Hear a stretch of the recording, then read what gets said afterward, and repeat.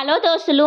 మంచిగా అయింది. నాకు ఇట్లనే కావాలి. అయినా నేను చెప్తే తినను కదా! తగిన శాస్తే జరిగింది. అయినా మనకు ఆరాటం ఎక్కువ, ఆలోచన తక్కువ కదా! ఓ ఓ ఆగక్క ఏంది ఒక్కటే లడ లడ వాగుతూనే ఉన్నావు. ఇంతకు దేని గురించి చెప్తానవు? ఏంది ముచ్చట జర క్లారిటీగా చెప్పు అని అనుకుంటుర్రు కదా! ఏం లేదు దోస్తులు, ఇగ నిన్నటి వీడియోలో అయితే చెప్పినా కదా! మొత్తానికైతే డిస్కషన్ చేసి ఒక రెసిపీ అయితే ఫైనల్ అయినామని చెప్పి. ఇగ గదొచ్చేసి చికెన్ బిర్యానీ. ఎంతో మంచిగా చికెన్ బిర్యానీ చేద్దామని అయితే అన్నీ మ్యారినేట్ చేసుకొని మంచిగా అయితే పెట్టుకున్నా. కానీ లాస్ట్‌కొచ్చేసరికి బిర్యానీ అయితే కొంచెం ఆగమాగమే అయింది. చాలులే నువ్వు ఏ రెసిపీ అమ్మ సక్కగా చేసినావు. ఇది ఆగమైందని చెప్తాను. అన్నీ ఆగమాగమే కదా నువ్వు చేసేది అని అనుకుంటుర్రు కదా!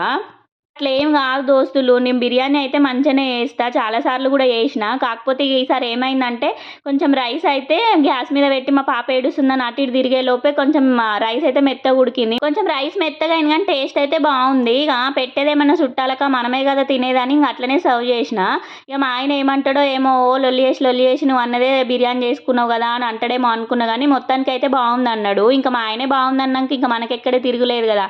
సరే మీరైతే ఛానెల్‌ని సబ్స్క్రైబ్ చేసుకోండి. వీడియోకి ఒక చిన్న లైక్ ఇవ్వండి. బాయ్.